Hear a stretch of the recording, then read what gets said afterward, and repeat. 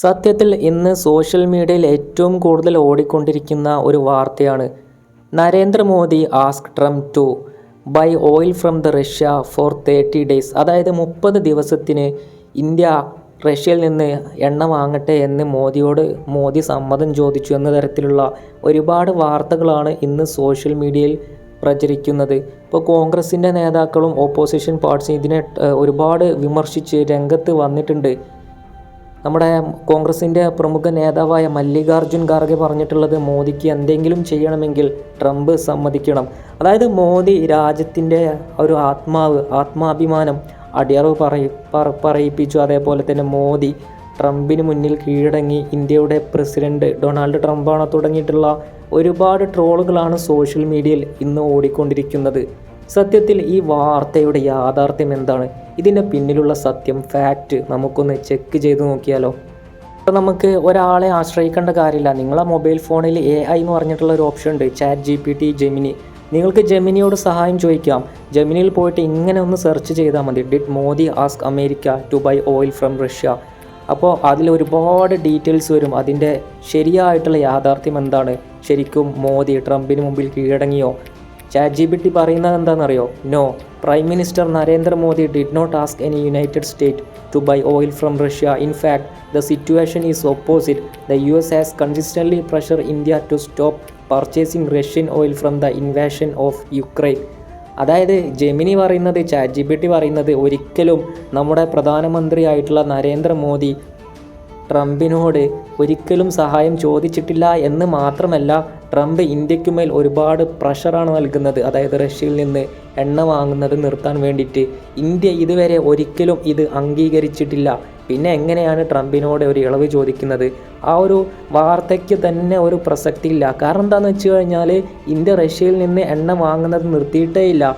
പണ്ട് എത്രയാണോ റഷ്യയിൽ നിന്ന് ഇന്ത്യ എണ്ണ വാങ്ങിയിരുന്നത്, അതേപോലെ ഇപ്പോൾ കണ്ടിന്യൂ ചെയ്ത് തുടരുകയാണ് ഇന്ത്യ.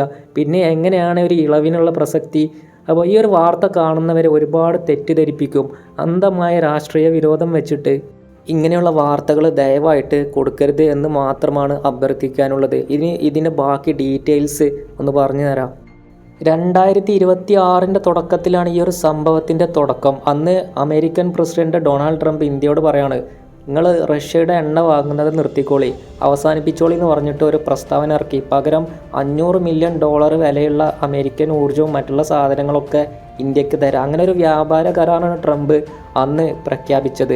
ഇന്ത്യൻ സർക്കാരും വിദേശ മന്ത്രാലയം ഈ പ്രത്യേക പ്രതിബദ്ധതകളെക്കുറിച്ച് നിരന്തരം പ്രകടമായ നിശബ്ദത പാലിക്കുകയോ നിഷേധിക്കുകയോ ചെയ്തിട്ടുണ്ട്. അതായത് ട്രംപ് ഇന്ത്യയോട് പറഞ്ഞു, റഷ്യൻ്റെ എണ്ണ വാങ്ങുന്നത് നിങ്ങൾ നിർത്തിക്കോളി. അപ്പോൾ ഇന്ത്യ അന്ന് പറഞ്ഞത് എന്താ പറയുക? അത് നടക്കൂല എന്നാണ് അന്ന് ഇന്ത്യ പറഞ്ഞിട്ടുള്ളത്. ഇന്ത്യയുടെ ഔദ്യോഗിക നിലപാട് ദേശീയ താൽപ്പര്യവും പൗരന്മാർക്ക് താങ്ങാനാവുന്ന വിലയിൽ ഇന്ധനം നൽകേണ്ടതിൻ്റെ ആവശ്യകതയും അടിസ്ഥാനമാക്കിയാണ് ഊർജ്ജ നയങ്ങൾ നയിക്കുന്നത് എന്നാണ് ഇന്ത്യ അന്ന് പറഞ്ഞിട്ടുള്ളത്. അതായത് നട്ടല്ലോടെ അന്ന് തന്നെ ഇന്ത്യ പറഞ്ഞിട്ടുണ്ട് ട്രംപിനോട്, ഇതൊരിക്കലും നടക്കാൻ പോകുന്ന കേസല്ല, ഞങ്ങൾ ഇനിയും റഷ്യയിൽ നിന്ന് എണ്ണ വാങ്ങുന്നു. പിന്നെ എങ്ങനെയാണ് അത്തരത്തിലുള്ളൊരു പ്രസ്താവന നടത്തിയ ഒരു രാജ്യം ഇപ്പോൾ ട്രംപിനോട് 30 ദിവസത്തെ ഇളവ് ചോദിക്കുന്നത്?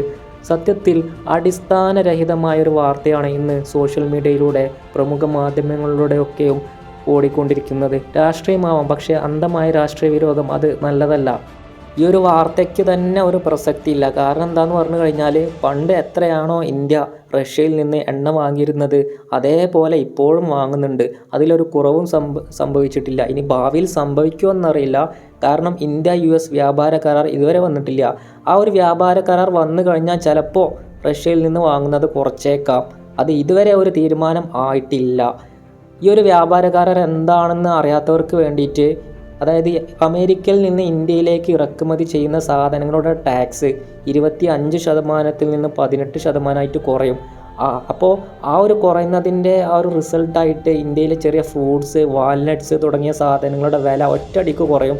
പോരാത്തതിന് ലാപ്ടോപ്പ്, ഇലക്ട്രോണിക് സാധനങ്ങൾ ഇതിൻ്റെ വിലയും ഒറ്റയടിക്ക് കുറയും. അപ്പോൾ സാധാരണക്കാരായ ജനങ്ങൾക്ക് ഒരുപാട് ഉപകാരമുണ്ട്. അപ്പോൾ അമേരിക്കക്ക് എന്താ മെച്ചമെന്ന് പറഞ്ഞു കഴിഞ്ഞാൽ, ഇന്ത്യയിൽ നിന്ന് അമേരിക്കയിലേക്ക് കയറ്റി അയക്കുന്ന സാധനങ്ങളുടെ ടാക്സും ഓട്ടോമാറ്റിക്കായിട്ട് കുറയും. രണ്ട് രാജ്യങ്ങൾക്കും ഒരു മെച്ചമുള്ള ഒരു കരാറാണിത്. ചിലപ്പോൾ അത് യാഥാർത്ഥ്യമാകും. യാഥാർത്ഥ്യമായി കഴിഞ്ഞാൽ ചിലപ്പോൾ റഷ്യയിൽ നിന്ന് എണ്ണ വാങ്ങുന്നത് കുറയാനുള്ള ചാൻസും കാണുന്നുണ്ട്. പക്ഷേ ഇതുവരെ ഇന്നത്തെ ദിവസം വരെ ഒരു കുറവും സംഭവിച്ചിട്ടില്ല. ഇന്ത്യ റഷ്യയിൽ നിന്ന് പഴയ പോലെ തന്നെ എണ്ണ വാങ്ങുന്നുണ്ട്. അപ്പോൾ ഈ ഒരു വാർത്തയ്ക്ക് ഒരു പ്രസക്തി ഇല്ല എന്നാണ് ഒറ്റ നോട്ടത്തിലുള്ള ഉത്തരം.